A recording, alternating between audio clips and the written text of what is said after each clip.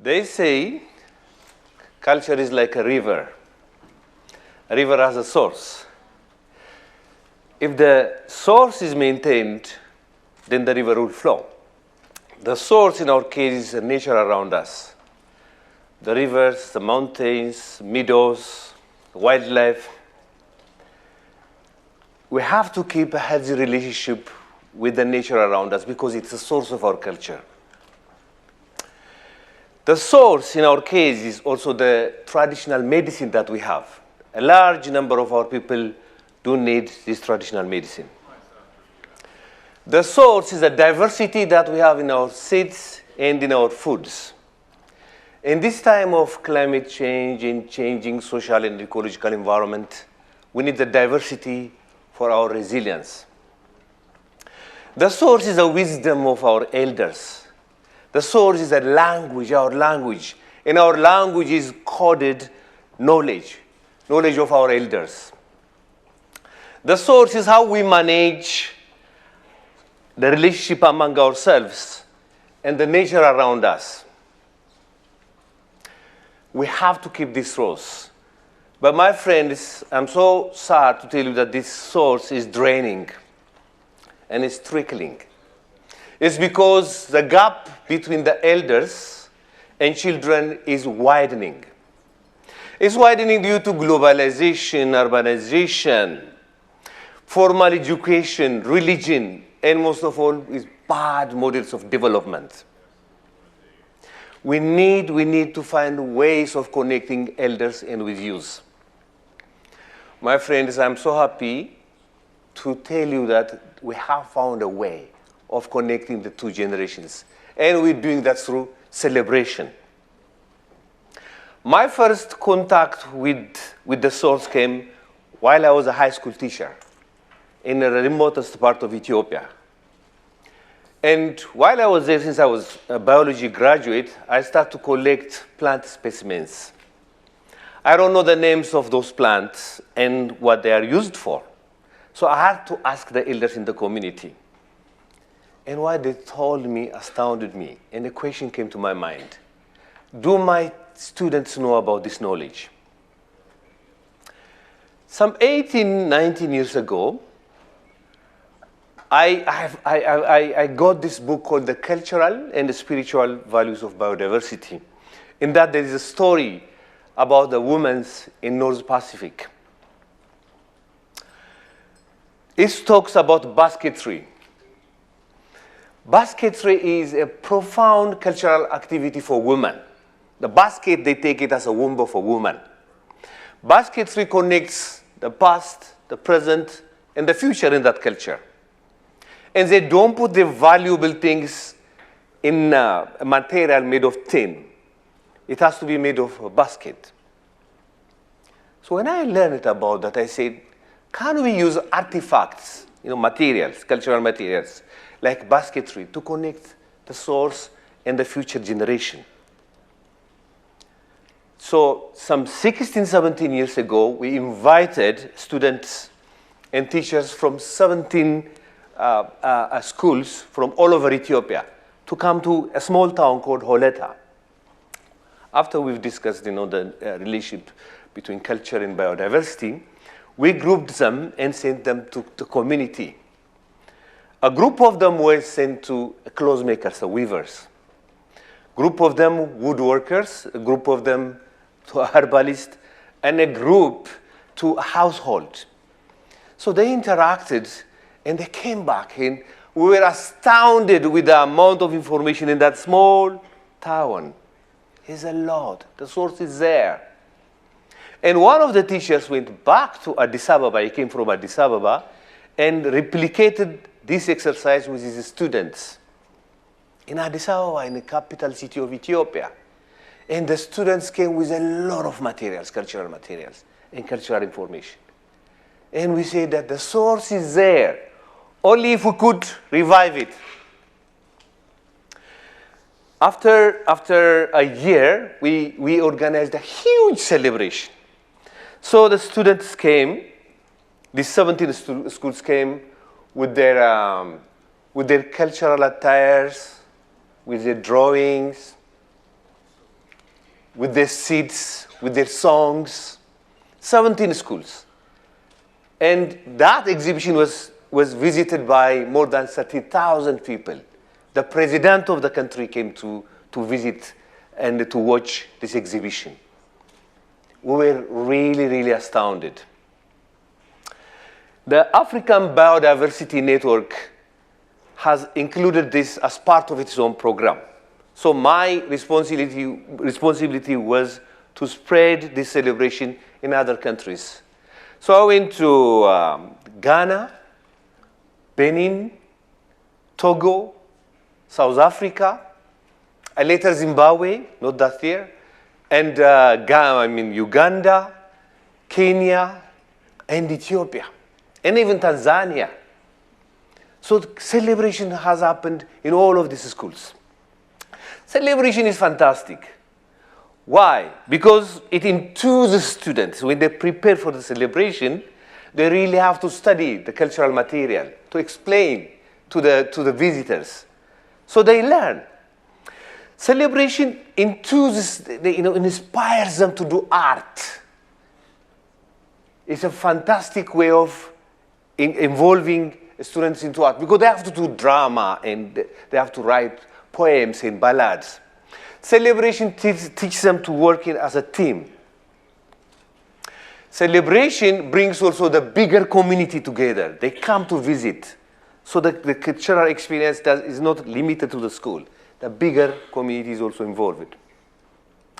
Celebration brings also government officials, big officials like the president, and with them the media comes. And that's fantastic. After some time, with MELCA Ethiopia, we've learned a program called Belay in South Africa, where children are taken to the forest. Early in the morning, they rise up and do a game. They play a game. And those games relate them to the nature around them. Then they start to walk in the forest. When they walk, when the elders, and the program is led by elders, and elders will give them explanation of what they see, the plants. With that, they connect with culture. And they will have a solitary time. In their solitary time, they will think about their life. What are they doing? What's wrong with our life? Their area of influence. What can they influence in their life? What cannot that they don't influence, or they cannot influence? And where are they spending their time? It was a very, very profound experience for them. And after solitary time, they sit in a big circle and they process what they were thinking by themselves. And they're open to each other. They're the boys in Cali. They're not afraid of each other. So what they say quite shocks you sometimes. And in the evening, they sit around campfire and the elders tell them stories, original stories. And those stories will be discussed. So in that way, they relate to culture. So they relate with nature, culture, and their environment. And once they go back to their school, they build traditional huts. In those traditional huts, they will collect seeds, medicinal plants, and artifacts. They will do drama. And at the end of the year, they will organize a big celebration again. Celebration is very much important. All my friends over the past so many years, I've had really, really inspiring moments because of these celebrations. Let me tell you 3 of the stories, short stories. One of them is about the revival of lost seeds. When I was working with the local community called TEDxEuston in Ethiopia, I've been told that out of the 19 seed variety, barley variety that they had, they have only remained with 5 of them, sorry. They have lost 14 of them. And they're very sad because of that. And this is due to the introduction of improved varieties. So we started working with the students. And we organized a huge celebration which involved the local community and the schools. While I was visiting one of the stalls, I saw 19 varieties in this celebration. And I've asked, where did you get these 19 varieties? We got them from the community, but you've told me that you've lost 14 of them. Yeah, but they were with the elders, with old women. They were keeping them. So this was very inspiring because if we look for it, the source is there. The second story is about the power of this program in changing the behavior of youth. While I was having a meeting with government officials to mainstream the programming into the school system, we have invited some students. So after some discussion, I opened the floor for questions.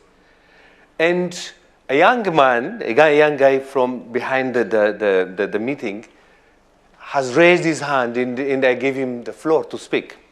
When he was speaking, the administrator who was sitting in the front was looking at him, and he was shaking his head. And after the guy has stopped speaking and asked the administrator, why are you shaking his head? He said, I cannot believe my ear. Why? Because this guy is a problem for his mother, a problem for his family in general, a problem for his neighborhood, problem for the community and the school. So we have to put him 2 or 3 times into prison. So I don't know how he's changed. So the story of those guys is quite extraordinary. When we went to their school to give us students to take to the forest, they said, we don't have leaders in this school. We have only bad students. So give us the bad leaders from the schools. So they gave us 12 boys and 12 girls, and we took them to the forest. In the forest, they went through the exercises that I showed you. So the first day has passed, the second day, on the third day, they start to cry. What are we doing with our life? So they wrote a play, yeah? And during the celebration, they've presented it to their family, and they have asked their school, their family for excuse. Now, as I speak, they're very good citizens, and they have jobs and family. It's very powerful. The last one is a very sad story. In the southern west of Ethiopia, there is a place called Majang. It's a forested area. It's a very good area for coffee. Because of that, people flock to that area from other parts of the country for coffee. And there is conflict between the original inhabitants and those who are coming for land. Conflict. While I was there doing mapping, I was told about this conflict, and the conflict was brewing. On the 8th of September, I went back to my house on the 11th. Every September, on the 11th of September, we do organize, it's Ethiopian New Year. So I was celebrating the Ethiopian New Year with my family and with my friends, and I got a call.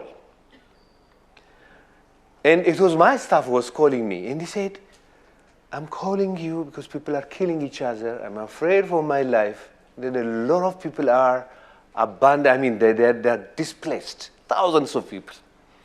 That broke my heart because while I was there, those people were really, really kind for me. To me.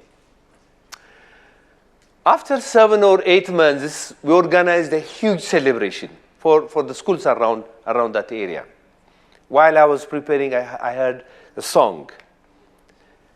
And I was asking, who has come? He said, the Majang students come. Children of those who were killing each other have come singing together. So celebration has this power of uniting people. So my friends, our culture and the source is draining, the river is trickling, but celebration can bring the source and the new generation together. Thank you very much.